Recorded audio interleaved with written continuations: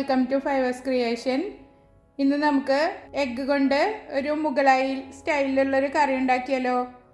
ഇത് ചപ്പാത്തിക്കും പത്തിരിക്കും കുബൂസിനും പിന്നെ പൊറോട്ടയ്ക്കും എല്ലാത്തിനും നല്ലൊരു കോമ്പിനേഷനാണ്. ഒരു 2 സ്റ്റെപ്പായിട്ടാണ് ഇത് ഉണ്ടാക്കുന്നത്. അപ്പോൾ നമുക്ക് വേഗം പോയിട്ട് എഗ്ഗ് മുഗളായി ഉണ്ടാക്കിയിട്ട് വരാം. എഗ്ഗ് മുഗളായി റെഡിയാക്കാൻ വേണ്ടിയിട്ട് ഞാനിതാ 6 മുട്ട പുഴുങ്ങിയെടുത്തിട്ടുണ്ട്. അതിൻ്റെ സ്കിന്നെല്ലാം കളഞ്ഞെടുത്തിട്ടുണ്ട്. ഇനി നമുക്ക് ഓരോ എഗ്ഗിനും ഇതുപോലെ ഓരോ വരഞ്ഞു കൊടുക്കാം. ഓരോ സൈഡും ഇങ്ങനെ വരഞ്ഞു കൊടുക്കാം. ഇതുപോലെ തന്നെ എല്ലാ മുട്ടകളും ചെയ്തെടുക്കാം. ഇനി നമുക്ക് ഗ്രേവി റെഡിയാക്കാം. അതിന് വേണ്ടിയിട്ട് ഞാനൊരു പാൻ അടുപ്പത്ത് വെച്ചിട്ട് ചൂടാക്കിയിട്ട് അതിലൊരു 2 ടേബിൾ സ്പൂണ് ഓയിൽ ഒഴിച്ച് കൊടുത്തിട്ടുണ്ട്. അതിലേക്ക് ഒരു സവാള കട്ട് ചെയ്തത് ഇട്ട് കൊടുക്കുക. ഇത് നല്ല പൊടിയായിട്ട് അരിയേണ്ട ആവശ്യമില്ല. നമ്മളിത് വഴറ്റിയെടുത്തിട്ട് അരച്ചെടുത്തിട്ടാണ് കറി ഉണ്ടാക്കുന്നത്. അതുകൊണ്ട് കുറച്ച് വലിയ കഷ്ണങ്ങളായിട്ട് കട്ട് ചെയ്താലും കുഴപ്പമൊന്നുമില്ല. ഇതിലിട്ടിട്ട് ഒന്ന് വാട്ടിയെടുക്കുക. ഗോൾഡൻ കളർ ആവുന്നത് വരെ വഴറ്റണ്ട, ഒന്ന് വാടി കിട്ടിയാൽ മതി. സവാള വാടി വന്നിട്ടുണ്ട്. അതിലേക്ക് കുറച്ച് ഗരം മസാല എടുത്തിട്ടുണ്ട്. അത് കുറച്ചെടുത്താൽ മതി, നിങ്ങൾക്ക് മണത്തിനനുസരിച്ചിട്ട് ഇട്ട് കൊടുത്താൽ മതി.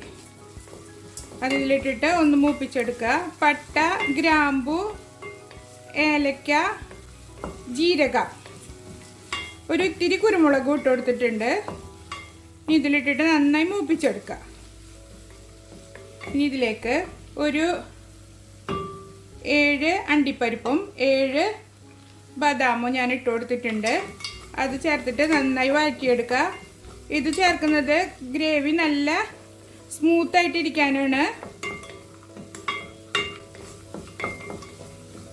സ്മൂത്തും നല്ല ക്രീമി ആയിട്ട് കിട്ടും നമുക്ക് ഗ്രേവി.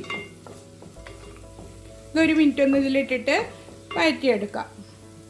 ഒരു 2 കാശ്മീരി മുളക് ഇട്ട് കൊടുക്കുക. ഇത് വലുതായതുകൊണ്ട് ഞാൻ 2 എടുത്തിരിക്കുന്നത്. ചെറുതാണെങ്കിൽ 4 ചേർത്ത് കൊടുക്കാം. ഇനി നമുക്കിതിലേക്ക് തക്കാളി ചേർത്ത് കൊടുക്കാം. ഞാനൊരു 3 തക്കാളി മീഡിയം ടൈപ്പിലുള്ളത് അരിഞ്ഞെടുത്തതാണ്. തക്കാളി ചേർത്ത് നന്നായി വഴറ്റിയെടുക്കാം. തക്കാളി നന്നായി മഷി പോലെ ഉടഞ്ഞു ചേരേണ്ട ആവശ്യമൊന്നുമില്ല. നന്നായി വാടി കിട്ടിയാൽ മതി. ഇതിൻ്റെ സ്കിന്നെല്ലാം ഇങ്ങനെ റിമൂവ് ആവണ ഒരു പരുവത്തിൽ വാട്ടിയെടുത്താൽ മതി. അതാ തക്കാളി വെന്ത് വന്നിട്ടുണ്ട്. കണ്ട, സ്കിന്നെല്ലാം റിമൂവ് ആവുന്നുണ്ട്. ഇനി നമുക്ക് തീ നിർത്തിയിട്ട് ഇതൊരു പാത്രത്തിലേക്ക് മാറ്റിയിട്ട് ചൂടാറാനായിട്ട് വയ്ക്കുക. നന്നായി തണുത്തതിന് ശേഷം ഇത് അരച്ചെടുക്കാം. മസാല ഞാൻ ചൂടാറാനായിട്ട് മാറ്റി വെച്ചിട്ടുണ്ട്. അതേ പാനിൽ തന്നെ ഒരു ടേബിൾ സ്പൂൺ ഓയിൽ ഒഴിച്ച് കൊടുത്തിട്ടുണ്ട്. അതിലേക്ക് നമുക്ക് മുട്ടകൾ ഓരോന്നായിട്ട് ഇട്ട് കൊടുക്കാം. 1 മിനിറ്റ് നേരം ഇതിലിട്ടിട്ടൊന്ന് ഫ്രൈ ചെയ്തെടുക്കണം.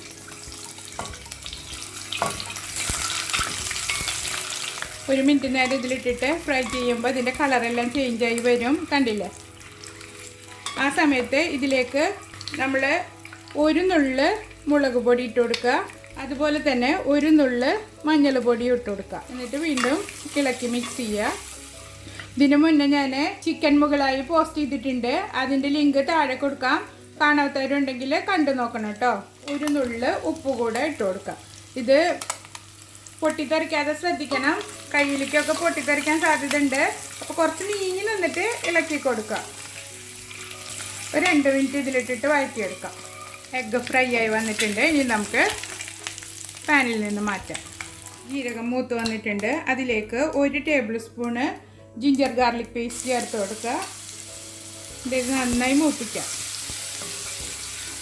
ജിഞ്ചർ ഗാർലിക് പേസ്റ്റ് നന്നായി മൂത്ത് വന്നിട്ടുണ്ട്. നല്ല മണം വരുന്നുണ്ട്. ഈ സമയത്ത് നമുക്ക് മസാലകൾ ചേർത്ത് കൊടുക്കാം. 1 ടേബിൾ സ്പൂണ് മല്ലിപ്പൊടി,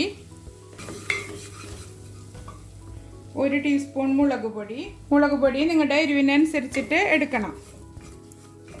1/2 ടീസ്പൂണ് മഞ്ഞൾപ്പൊടി. എല്ലാം കൂടെ നന്നായി മൂപ്പിച്ചെടുക്കുക. മസാലയിൽ അല്പം ഓയിൽ കുറവുണ്ട്. ഞാൻ 1 ടേബിൾ സ്പൂൺ കൂടെ ഓയിൽ ഒഴിച്ച് കൊടുത്തിട്ടുണ്ട്. നമ്മൾ സാധാരണ കറി വെക്കുന്നതിനേക്കാളും കുറച്ചും കൂടെ ഓയിൽ കൂടുതൽ വേണം ഇതിലേക്ക്. മസാല മൂത്ത് വന്നതിലേക്ക് കുറേശ്ശെ വെള്ളം ചേർത്തിട്ട് നന്നായി ഇളക്കിയിട്ട് മൂപ്പിച്ചെടുക്കാം.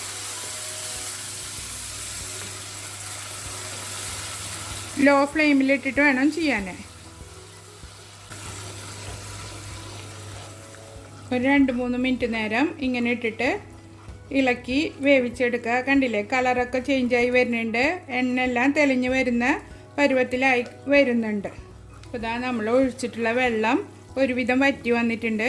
ഇനി ഇതിലേക്ക് നമ്മൾ അരച്ച മസാല ചേർത്ത് കൊടുക്കുക.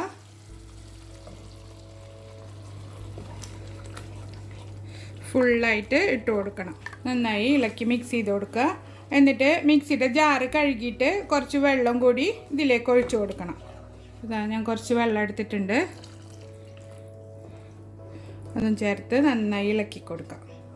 ഇതൊരു 2-3 മിനിറ്റ് ഇതിലിട്ടിട്ട് നന്നായി ഇളക്കി വറ്റിച്ചെടുക്കണം. എണ്ണ തെളിഞ്ഞ് വരുന്ന പരുവത്തിലായി കിട്ടണം, അതുവരെ ഇളക്കി കൊടുക്കാം. ലോ ടു മീഡിയം ഫ്ലെയിമിലിട്ടിട്ട് വേണം കുക്ക് ചെയ്തെടുക്കാൻ. കറിയിലേക്ക് പാകത്തിനുള്ള ഉപ്പിട്ട് കൊടുക്കുക. കണ്ട് നന്നായി ഇളക്കി മിക്സ് ചെയ്തെടുക്കുക. ഇതിലേക്ക് 1 ടീസ്പൂണ് ഗരം മസാലപ്പൊടിയും കൂടെ ചേർത്ത് കൊടുക്കുന്നുണ്ട്. ഫ്രൈ ചെയ്ത് വെച്ചിരിക്കുന്ന മുട്ട ഇതിലേക്ക് ചേർത്ത് കൊടുക്കാം.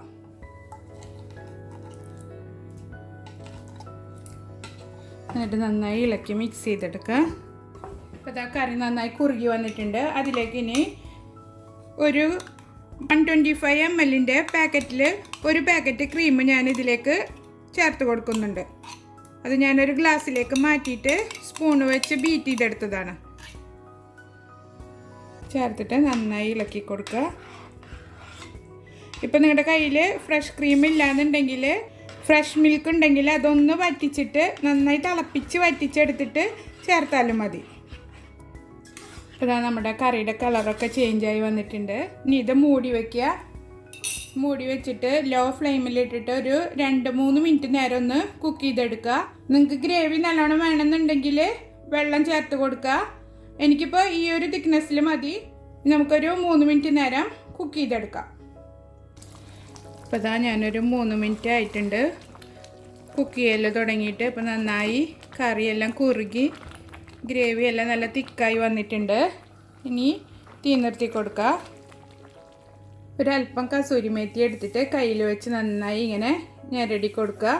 എന്നിട്ട് ഇതിട്ട് കൊടുക്കുക. നിങ്ങളുടെ കയ്യിൽ മല്ലിയില ഉണ്ടെങ്കിൽ ഈ സമയത്ത് മല്ലിയിലയും ചേർത്ത് കൊടുക്കാം. ഇതിപ്പോൾ ഇതാ ഈ ഒരു തിക്നെസ്സിലാണ് ഗ്രേവി ഇരിക്കുന്നത്. തീ നിർത്തുന്നതിന് മുമ്പ് എരിവും ഉപ്പൊക്കെ ഉണ്ടോയെന്ന് നോക്കണം. ഇല്ലെങ്കിൽ ചേർത്തിട്ട് ഒന്നും കൂടി തിളപ്പിച്ചിട്ട് വേണം തീ നിർത്തി കൊടുക്കാൻ. എനിക്കിപ്പോൾ എല്ലാം പാകമായിട്ടുണ്ട്. ഒരു പ്രാവശ്യമെങ്കിലും ഈ രീതിയിലൊന്ന് മുട്ടക്കറി ഉണ്ടാക്കി നോക്കണം. എന്നിട്ട് ഫീഡ്ബാക്ക് അറിയിക്കണം. ഇതുപോലുള്ള റെസിപ്പികൾ നിങ്ങൾക്ക് ഇഷ്ടമാവുകയാണെങ്കിൽ എൻ്റെ ചാനൽ സബ്സ്ക്രൈബ് ചെയ്യാനും ലൈക്ക് ചെയ്യാനും സപ്പോർട്ട് ചെയ്യാനും മറക്കരുത്. സബ്സ്ക്രൈബ് ചെയ്യുമ്പോൾ തൊട്ടടുത്ത് കാണുന്ന ബെൽ ബട്ടണിൽ ഓൾ ഓപ്ഷൻ ക്ലിക്ക് ചെയ്ത് വെച്ചാൽ ഞാനിടുന്ന എല്ലാ വീഡിയോസിൻ്റെയും നോട്ടിഫിക്കേഷൻ നിങ്ങൾക്ക് ലഭിക്കും. അടുത്തൊരു വീഡിയോയുമായി വീണ്ടും കാണാം. ബൈ.